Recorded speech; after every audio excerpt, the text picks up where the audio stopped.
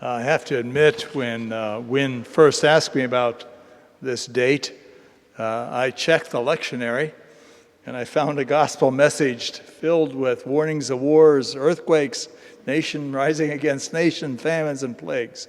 Not a good start for a talk. But Jesus' closing words were comforting in a way it described my journey and Kate's journey these past 12 years. Jesus said, "Stand firm and you will win life." Over the past 12 years, Kate and I have spent over 1,000 days in Kenya. It's certainly been a time for endurance and a time for challenges, but also a reward beyond description. We've had our doubts. Early on, a very helpful church member asked me if Kenyans wore clothing. Another asked if the drums would keep us awake at night. I think someone's watching too many Tarzan movies. But Kenya is a major emerging African nation of 49 million people. It's peaceful, it's beautiful, it's stable, and it's a democracy. Kenya became a sovereign nation in 1965. Yes, Kenya does have colorful Maasai warriors who can jump 3 or 4 feet vertically. But one warning, if you want to take a photo of them jumping, it'll cost you $5. Entrepreneurship is alive and well in Kenya. But this is not a travel talk. Kate and I began to visit Kenya in 2007. We wanted to learn more, as Wynn said, about their people, especially children afflicted with HIV/AIDS. Our first goal was to personally visit over 500 children who are patients at an HIV/AIDS clinic that we're familiar with. These children are treated in 8 neighborhood clinics around Nairobi. Off we went. Kahawa was our first clinic. Now, I say clinic, I mean really a 10 by 10 rented room that contains 4 medical officers, some equipment, a lot of paperwork. It's a tight space, and because of that, Kate and I normally would sit outside on a wooden bench, armed with a notebook, a pen, a small camera, and a Bible. Adults and children in those areas were very welcoming and friendly to us. I have to admit that there are not many gray-haired seniors sitting on wooden benches in Kahawa. I guess we were a celebrity. But by mid-afternoon on that first day, 2 6-year-old boys and their grandmother arrived at the clinic. First boy said, "Sir, do you know the story of Jonah and the big fish?" I told him, I think so, but why don't you tell me? Well, 15 minutes later, that boy finished. And not a Sunday school version, but a detailed, theologically accurate review of the biblical Jonah, including the gospel of Jesus Christ. I asked him where he learned that. He said, "My mother taught me." I said, "She's a wise woman." He smiled. A few minutes later, the boys and their grandmother were called and entered the clinic. We inquired why they were there, and we found out that the boy's mother had recently died of AIDS, and the boys were being tested, a standard operating procedure. About 45 minutes later, the boys emerged. They were both positive. The clinician spent a lot of time with the grandmother, helping her to understand, helping her not to be frightened, but to continue to love and encourage those boys. And they're doing very well. They continue to do well. But, I've always thought of that mom. I've never met the mom. Obviously, she didn't leave those boys with a trust fund. But something you learn in Kenya, that Kenyans are verbal learners. So those boys would have heard God's word hour after hour after hour in their early lives. And what she did, she left those boys with something that's going to give them endurance they will need as they go through life. During our visits to Kenya, Kate and I stay in a small guest house on the grounds of Nazareth Mission Hospital. Those grounds are 18 acres, so it's quite a large piece of land.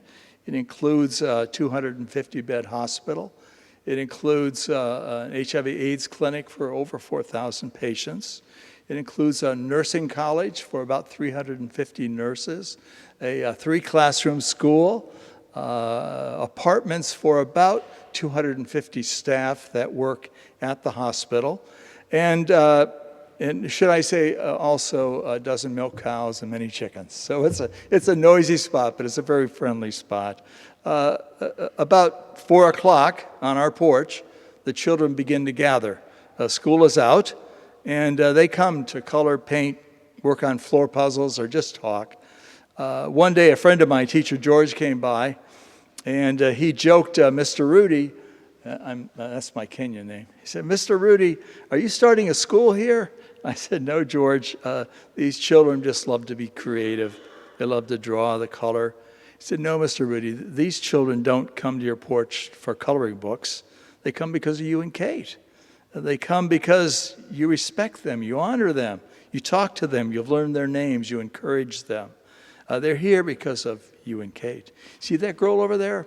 She doesn't know her mother. She's never met her mother. Her mother left that family at an early age. She's raised by an auntie. See that boy? He doesn't know either of his parents. They're gone. You see those two boys, they live with two other boys in another village in what's called a child-led family. None of them, they're all orphans. None of them have family. But when they come here, you love them, you respect them. Before long, certain children did capture our hearts. Isaac was that kind of child. Isaac was only 6 when he first arrived at our porch. He was bright. He loved math. I used to bring internet math puzzles when I'd come to Kenya.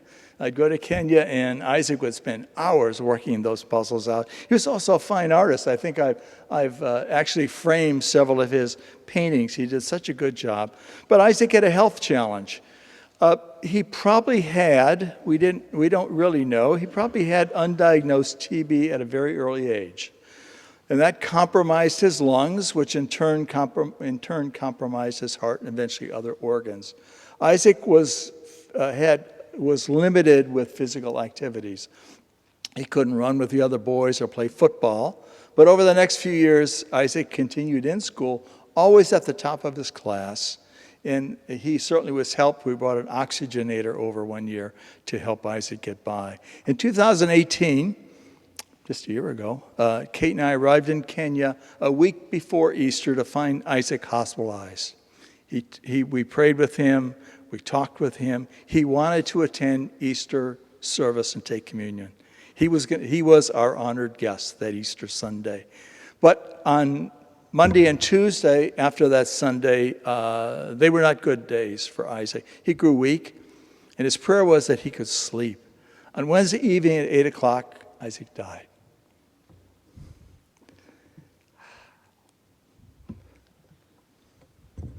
I like to think that that evening he slept with the angels.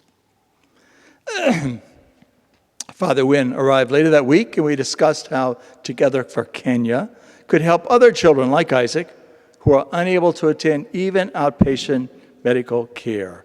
Later that month, Together for Kenya initiated a trial program to fund outpatient medical care for 6 impoverished children every month.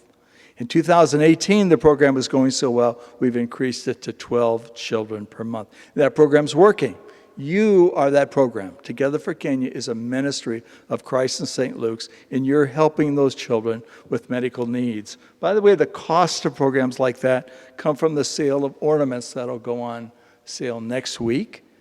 Also, in the back of your tower this week, there's a photo of Isaac and his story. So you're welcome to have that. Earlier this year, Kate and I visited a primary school in Kawaida, Kenya. Kawaida is just a few miles from where we live. 1,000 children attend that school from preschool to grade 8. Kawaida is an impoverished village. It's home to what are termed, in Kenyan terms, the poorest of the poor. Day laborers who work on adjoining tea and coffee plantations. They oftentimes earn only $1 to $2 a day, depending on the weather. But their children want to attend school. Let me say that again. But their children want to attend school even on empty stomachs. We found that 50% of these 1,000 children have no food from 8 a.m. to 5 at night. That's the school, 9 hours of school, no food. So they're sent off to school without food. Together for Kenya, along with a local Anglican church in Kawaida, went to work to empower that school to provide nutritious porridge for every student, every school day, all 1,000 students. Father James, the senior pastor at that Kenyan church, wept when he realized others were there to help these, he calls them his children. The feeding program is about 6 weeks old at this point in time, or it's been going for about 6 weeks, and you can only imagine I continue to get photographs of 1,000 smiling faces. That story gets better. This spring, several folks that were with us over there were guests from a church in Indiana, a Lutheran church.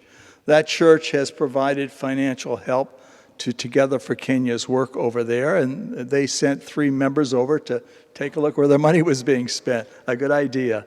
And those members were so moved by the need for food and assistance on school fees that they returned to their home church and began to plan out how their members might become an active part of what's happening in Kawaida.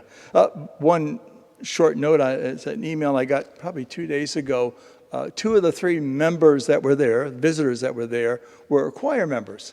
And when they got back to Indiana, it's actually Carmel, Indiana, when they got back there, they told the rest of the choir about it. And that choir said, no, wait a minute, we want to be a part of that. So I just got an email that they've now committed to fund 4 months out of 2020 to provide porridge for those 1,000 children.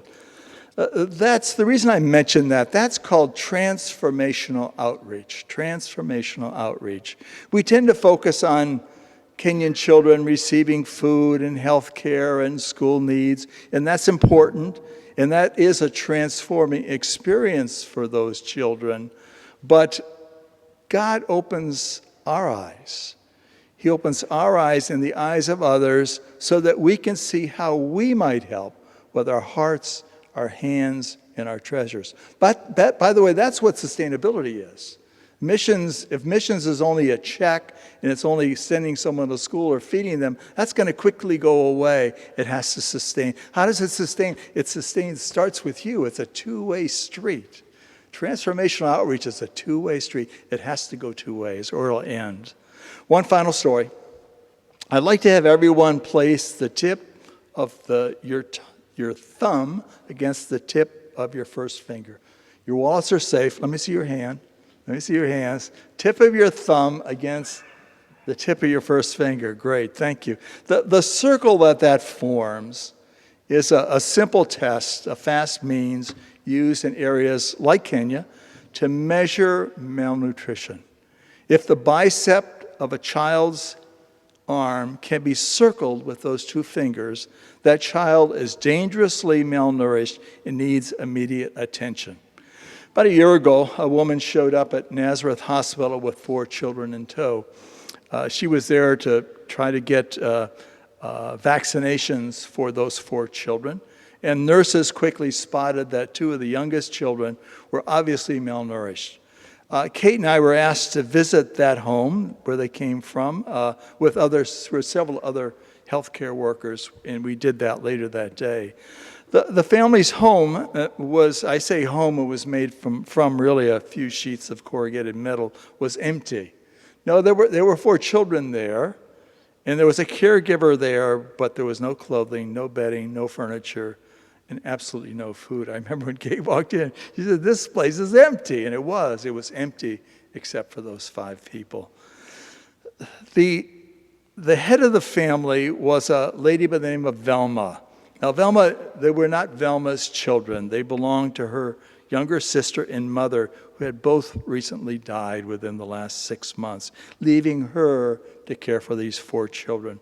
Velma was overwhelmed. She wanted to do it. She really did. Nice lady, only about 20 years old. But, by the way, that's a hazard of being the firstborn in Kenya, that you are responsible for the balance of your family. Our team quickly went to work to try to get a response together.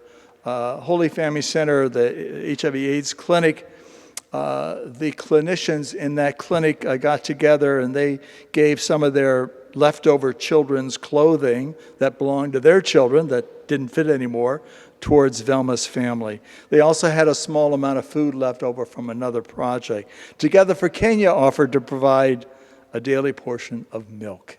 One of the healthcare workers' family cow was available, and so we provided, it was probably about 6 months worth of milk.